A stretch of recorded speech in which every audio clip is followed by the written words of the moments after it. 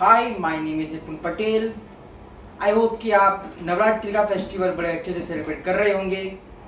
I am back with my new movie review after very long interval. और आज मैं बात करने जा रहा हूँ यारिया 2 के बारे में, जो 20 अक्टूबर को रिलीज हुई है। There are 3 cousins and they share an unbreakable and inseparable bond and the entire movie revolves around the lives of these three। अब हम पहले कजिन की बात करते हैं। पहले कजिन का नाम है शिखर रंधावा, प्लेड बाय मिजान जाफरी, जो मुंबई में रहता है और मोटर बाइक रेसर है बाय प्रोफेशन। बट किसी कारण से उसको बाइकिंग एसोसिएशन ने बैन कर रखा है, और फिर भी शिखर ये सपने देख रहा है कि किसी ना किसी दिन जरूर वो बाइकिंग ट्रैक पे वापस कम बैक करेगा एज अ पार्टिसिपेंट। पर जब तक कि उसका कुछ ये बाइकिंग के करियर में नहीं होता, तब तक खुद का गुजारा करने के लिए वो डिलीवरी बॉय का काम करता है। उसको इस काम में ज़्यादा मज़ा नहीं आ रहा है, बट काम करने की सिर्फ एक खास वजह यह है कि उसको बाइक चलाने का चांस मिल रहा है। अब उसको प्यार हो जाता है एकरुई अवस्थी से, played by Anaswara Rajan. Ekrui wheelchair पर है। क्या कारण है उसका, वी डोंट नो। एकरुई ने किसी को कोई उसका बहुत बड़ा क्लोज है, उसको खो चुकी है 1 साल पहले, यानी कि लास्ट ईयर, यानी कि 2022 में। और तब से वो बड़ी लॉस्ट, डिप्रेस्ड और क्वाइट सी रहती है। अब हम सेकंड कजिन की बात करेंगे। तो सेकंड कजिन का नाम है बजरंग दास खत्री, यानी कि Bajju, played by Perl V Puri. Pearl भी मुंबई में रहता है और एक कॉर्पोरेट जॉब करता है। पर्ल लॉन्ग टाइम से रिलेशनशिप में है with Shona, played by Varina Hussain. Shona एक एयर होस्टेस है। अब वो लोकल ट्रेन यूज करता है, यानी कि बज्जू लोकल ट्रेन यूज करता है अपने घर से ऑफिस जाने के, ट्रैवल करने के लिए। उस ट्रेन में एक लड़की है जो उसको छुप छुप के देखती है। ही इज अनअवेयर कि she has a massive crush on him, और उसका नाम है देवी, प्लेड बाय प्रिया प्रकाश वारियर। अब तीसरी कजिन का नाम है लाडली चिब्बर, प्लेड बाय दिव्या खोसला कुमार। लाडली की नई नई शादी हुई है अभय सिंह कट्याल से, प्लेड बाय यश दास गुप्ता, और वो भी मुंबई में शिफ्ट हुई है। अभय भी बड़ा ही लॉस्ट, डिप्रेस और क्वाइट सा लगता है। लाडली बड़ा ट्राई करती है अभय को खुश करने का, बट शी ऑलवेज फेल्स।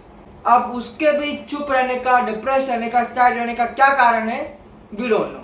अब इन तीनों भाई बहन के लाइफ में आगे क्या होता है, ये देखने के लिए आपको जाना होगा आपके नजदीक के सिनेमा घरों में। चलो मूवी की राइटिंग की बात करूंगा। तो ये जो मूवी की स्टोरी है, एक्चुअल जो मूवी है वो एक मलयालम मूवी बैंगलोर डेज की ऑफिशियल हिंदी रीमेक है, जो अंजलि मेनन नाम की राइटर डायरेक्टर ने बनाई थी। तो स्टोरी यारिया 2 की बैंगलोर डेज से थोड़ी बहुत ही अलग है, ज़्यादा भी नहीं, थोड़ी बहुत ही अलग है। छोटे मोटे माइनर से वेरिएशंस किए गए होंगे स्टोरीज में, अदरवाइज बैंगलोर डेज से यारिया 2 एकदम ही सेम है। अब स्क्रीन प्ले एंड डायलॉग्स की बात करते हैं। तो विनय सप्रू और राधिका राव ने मूवी का स्क्रीन प्ले, यानी कि सीन्स और डायलॉग्स लिखे हैं। और स्क्रीन प्ले बहुत ही खराब तरीके से लिखा गया है। खराब तो नहीं कह सकते, पर बहुत सारे माइनर फ्लॉज है। जैसे कि मैं आपको एक सीन समझाता हूँ। एक सीन आता है जहाँ पर मिजान जाफरी, यानी कि शिखर, अपने बाइक पे कहीं जा रहा है और उसको 2-3 कॉल्स आते हैं। किसी कारण से उसको 2-3 कॉल्स आते हैं। वो बोलता है wrong number, wrong number, wrong number, wrong number. Okay. अब एक जगह पे वो रुकता है, फिर कॉल उठाता है और रॉन्ग नंबर। अब वो जहाँ पे बाइक रोकता है, वो एकदम बीच सड़क में बाइक रोकता है। उसके आजू बाजू में से सारी ट्रैफिक निकल जाती है। तो अगर मैं राइटर होता तो इस सीन को मैं ऐसे लिखता कि उसने बीच सड़क पे बाइक रोक दी, लोग पीछे से हॉर्न मार रहे हैं, वो इरिटेट हो चुका है, शिखर इरिटेट हो चुका है, और शिखर उठकर किसी को भी मारना चालू कर देता है। एक एक्शन सीन में थोड़ा बहुत रखता, क्योंकि शिखर कैरेक्टर ही ऐसा अग्रेसिव है, वायलेंट है, लाउड है, लविंग, फ्रेंडली, केयरिंग भी है, पर उसमें ऐसे भी ट्रेड्स है। आप ये बताइए कि आप बाइक चला रहे हैं, आपके आगे कोई लड़का है बाइक पे, वो कॉल पे बात कर रहा है, आपके पीछे पूरी ट्रैफिक है, पूरी ट्रैफिक आपके पीछे है, आप हॉर्न मार के उसको आगे भेजने के नहीं कहेंगे। अगर छोटी लेन है तो, बड़ी लेन हो तो बात अलग है, पर छोटी लेन हो तो आप उसको आगे जाने के नहीं कहेंगे, ऐसा कोई कहता नहीं है। देवी का कैरेक्टर है जो प्रिया Prakash warrior, actress Priya Prakash warrior play कर रही है, वो कैरेक्टर कैसा है कुछ समझ नहीं आ रहा है यार। मतलब वो ट्रेन में ट्रैवल करती है और छुप छुप कर बज्जू को यानी कि पर्ल वी पुरी को देखती रहती है। अब वो प्रिया प्रकाश वारियर कहाँ उतरती है, कहाँ चढ़ती है, कुछ से पता नहीं, और वो क्या करती है, किधर जाती है, कुछ भी नहीं, कुछ बताया नहीं गया। उसका नाम भी, उस कैरेक्टर का नाम भी क्लाइमैक्स में आता है, और छुप छुप के पर्ल वी पुरी के कैरेक्टर बच्चों को देखती रहती है। दैट्स ओके, हम सबको समझ में आया कि भाई छुप छुप के देखती रहती है तो कोई मैसेज सीक्रेट क्रश होगा। अब उसके और पर्ल के बीच में कोई इंटरेक्शन नहीं, कोई अट्रैक्शन नहीं, और क्लाइमैक्स में उनकी शादी बता दी। How is this possible? कोई एक तो सीन तो ऐसे बताते हैं जहाँ पे वो अप्रोच करने की ट्राई कर रही है, ये अप्रोच करने की ट्राई कर रहा है स्टेशन पे, कोई ऐसा सीन नहीं बताया जहाँ पे उनके बीच में कोई ऐसा लव का कनेक्शन बना। और सिर्फ वही नहीं, उसका जो सेकंड लव वाला ट्रैक है जो वरीना हुसैन के साथ है, यानी पर्ल का वरीना हुसैन के साथ है, यानी कि बज्जू का शोना के साथ है, वो भी कुछ खास लव ऐसे दोनों के बीच में डेवलप हुआ वैसा तो कोई सीक्वेंस है ही नहीं। इस सीक्वेंस में ऐसे बताया है कि वो शिखर और लाडली को इंट्रोड्यूस कर लेकर आया, और एक सीन ऐसा बताया जहाँ पे वो लोग मिले, उसके बाद उनके बीच में कैसे अट्रैक्शन बना, कैसे कुछ हुआ, कुछ बताया नहीं गया है। अब जब वो लोग डेट कर रहे हैं तब एक आदमी, वो लोग यानी कि पर्ल और वरीना जब, यानी कि बज्जू और शोना जब एक दूसरे को डेट कर रहे हैं, तब एक आदमी उन लोग के पीछे पड़ा है, एज एन वरीना की घर पे पहुंच जाता है, वरीना को दूर से देखता है, वरीना कहीं ट्रैवल करती है तो उसके पीछे जाता है। क्यों पता नहीं, उसका बॉयफ्रेंड है, भाई, कोई क्या फैमिली फ्रेंड है, क्या है, कोई कुछ पता ही नहीं। ऐसा लग रहा है कि राइटर्स ने इस मूवी को बड़ा डिसइंटरेस्ट होकर लिखा है। अब एकरू की बड़ी बहन है जो उसके लिए बड़ी कंसर्न है। एकरू की बहन शिखर को नहीं पसंद करती है क्योंकि शिखर जॉबलेस है। एज ए जॉब तो है, डिलीवरी बॉय का जॉब तो है, बट कोई फाइनेंशियल ऐसे सपोर्ट कर रहे ऐसा नहीं है। चलो ये पॉइंट बेटर है जो और प्रॉपर है जो राइटर्स ने डाला है, पर एकरू की बहन कभी भी शिखर से ये नहीं पूछती क्या आप जेन्युइनली एकरू को एक्सेप्ट करोगे, क्योंकि वो व्हील चेयर पर है। और हाँ, एकरू व्हील चेयर पर क्यों है, कैसे पहुंची, वो मिस कर रही है, किसको मिस कर रही है, ये सारी चीजें हमको रिपीट नहीं होती। और एक उससे इन सारे प्रॉब्लम से भी बड़ी मिस्टेक राइटर्स ने ये की है कि ये मेंशन नहीं किया कि ये तीन जो है यानी कि बज्जू, शिखर और लाडली, ये तीनों कैसे कजिन्स बने, एज इन कि क्या इनकी मॉम्स रियल सिस्टर है, क्या इनके डैड्स रियल ब्रदर है, कैसे वो लोग कनेक्टेड है, कैसे इनका फैमिली कनेक्शन क्या है, ये बताया नहीं गया।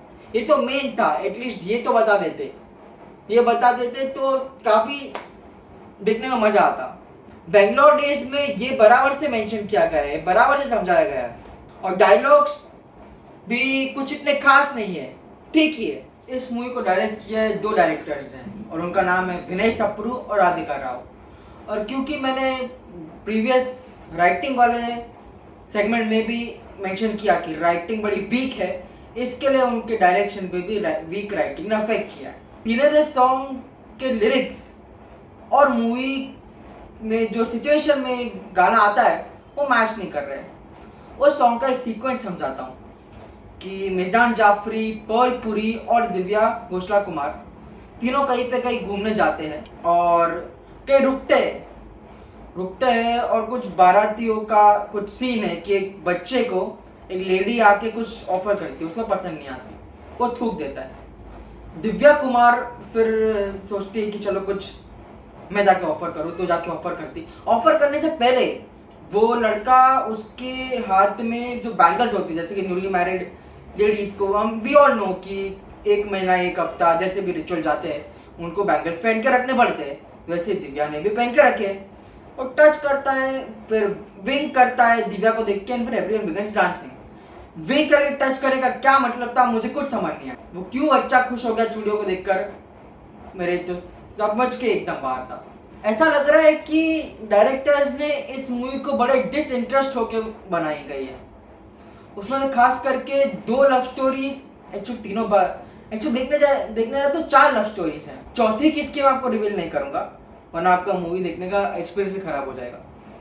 4 लव स्टोरीज है, उसमें से तो ऐसा लग रहा है 2 लव स्टोरीज को खास करके ध्यान दिया गया है, बाकी 2 को साइडलाइन कर दिया। वो 2 है, उनमें से एक है अभय और लाडली की, उस पर खास करके ध्यान दिया गया है। फिर इक्रूई और शिखर की है, और बज्जू और बाकी 2 लड़कियों की तो जैसे मानो ध्यान ही नहीं दिया गया है। मेन फोकस लाडली और अभय की लव स्टोरी थी ऐसा लगा, बाकी 2 लव स्टोरीज को साइडलाइन कर दिया है। मुझे मूवी में सिर्फ सॉन्ग्स, बैकग्राउंड स्कोर और सिनेमाटोग्राफी बड़ी अच्छी लगी। मेरा तो ऐसा मानना है कि विनय सप्रू और राधिका राव की जगह अगर अंजलि मेनन नहीं, जिन्होंने इस मूवी का मलयालम वर्जन यानी कि बैंगलोर डेज भी बनाया हुआ है, उन्हीं ने अगर वापस ये यारिया 2 बनाई होती तो बेटर रहता। शिखर रंधावा का रोल मिजान जाफरी ने प्ले किया है। मिजान जाफरी ने अपना बेस्ट देने का हर फ्रेम में ट्राई किया है, पर मेरा ऐसा मानना है कि उनकी जगह अगर उनके एज ग्रुप के और कई एक्टर्स हैं, उनको अगर ये रोल ऑफर किया गया होता शिखर का, तो ज़्यादा बेहतर रोल प्ले कर सकते थे।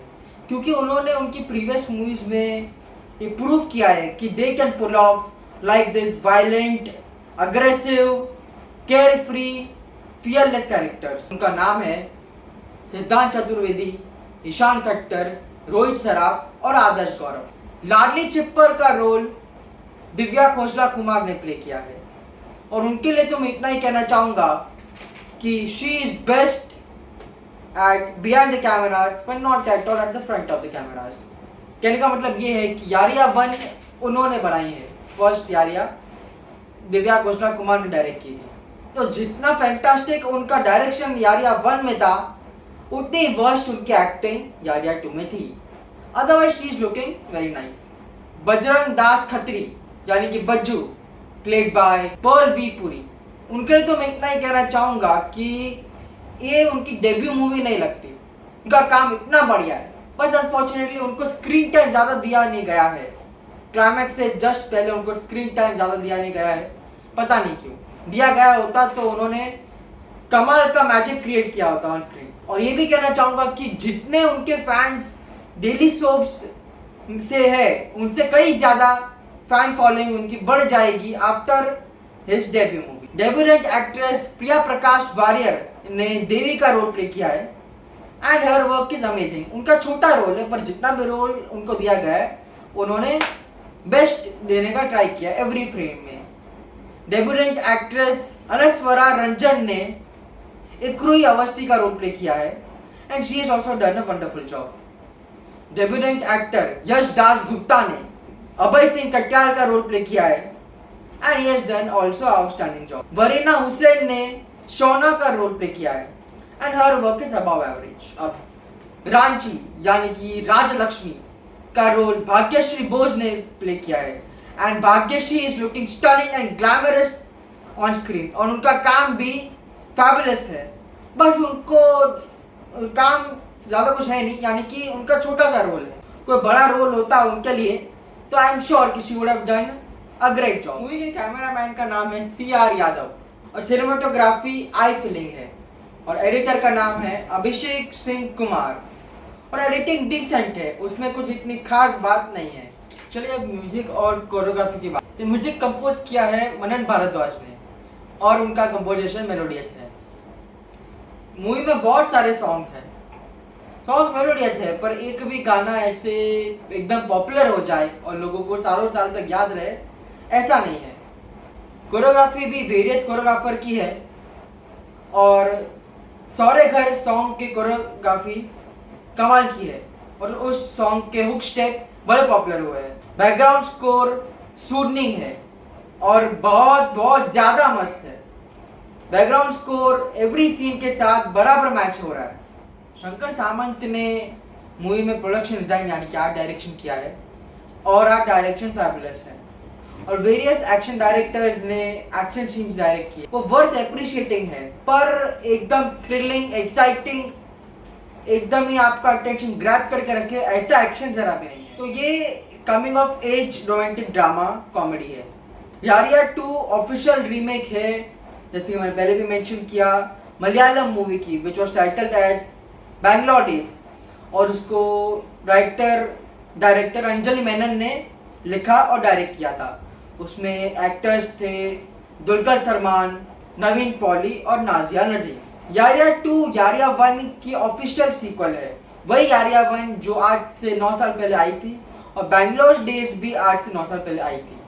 अब यारिया 2 इतनी खास नहीं चलेगी। देखो, यारिया 1 और यारिया 2 में एक चीज कॉमन क्या है कि उसका राइटिंग। यारिया 1 में तो राइटिंग थी नहीं, यारिया 2 में राइटिंग अच्छी करी जा सकती थी पर की नहीं करी। पर यारिया 1 क्रिटिक्स को नहीं पर ऑडियंस को बड़ी पसंद आई थी। उसका कारण क्या था? वही ऑडियंस जो टारगेट ऑडियंस थी, यानी टीन्स एंड यूथ। और उसका कारण क्या था कि उसका एल्बम था वो इतना मेलोडियस और इतना सूदनिंग था कि लोगों को आज तक याद रहता है पूरा एल्बम। जैसे कि अगर आज ब्लू है पानी पानी, ये जो सॉन्ग है, ये सॉन्ग हर शादी, हर पार्टी, हर नाइट क्लब, खास करके हर पूल पार्टी में बजता ही है। अल्लाह वारिया, ये सॉन्ग लोगों को आज तक याद है। जब कभी भी कोई लोग अपने फ्रेंड्स को याद करते हैं, ये सॉन्ग जरूर सुनते होंगे। जब कभी बारिश आती तो इस दर्द दिल की सिफारिश, तो इस मूवी में सॉन्ग था, यानी यारिया 1 में सॉन्ग था, लोगों को याद आता है। तो इतना कमाल का एल्बम था, तो लोगों को आज तक याद है। यारिया 2 में इतना कमाल का एल्बम नहीं। नो डाउट इन इट कि यारिया 2 के सॉन्ग्स सारे मेलोडियस है। मनन भारद्वाज का composition no doubt in it fabulous है, पर जो एकदम कैची सॉन्ग्स चाहिए थे ना, जिसके कारण हाइप क्रिएट हो सके, यारिया 1 की हाइप उनके गानों की वजह से ही क्रिएट हुई थी। कुछ नहीं तो यारिया 1 लोग सिर्फ उसके म्यूजिक के लिए आए थे। अगर वैसा म्यूजिक क्रिएट कर दिया होता मनन भारद्वाज ने, तो क्या हाइप होती यारिया 2 की। उसके सामने फिर कोई भी मूवी टिक नहीं पाती, क्योंकि otherwise movie is very nice. छोटे मोटे फ्लॉज जो मैंने पहले मेंशन किए वो जरूर होंगे, पर बाकी मूवी इतनी भी खराब नहीं है। अब यारिया 2 कोई सोलो रिलीज नहीं है, इसके साथ एक और मूवी रिलीज हुई है, यानी 20 अक्टूबर को एक और मूवी रिलीज हुई है। उस मूवी का नाम है गणपत। अब मैंने यारिया 2 गणपत से पहले देखना इसके लिए प्रेफर किया क्योंकि I am more into romantic comedies in comparison to the action thrillers like Ganapath. अभी आपने दोनों में से कौन सी देखी तो कौन सी अच्छी लगी, ये आप कमेंट सेक्शन में जरूर बताना। Thank you so much for watching my review video. Do like my video, comment on it and subscribe to my channel.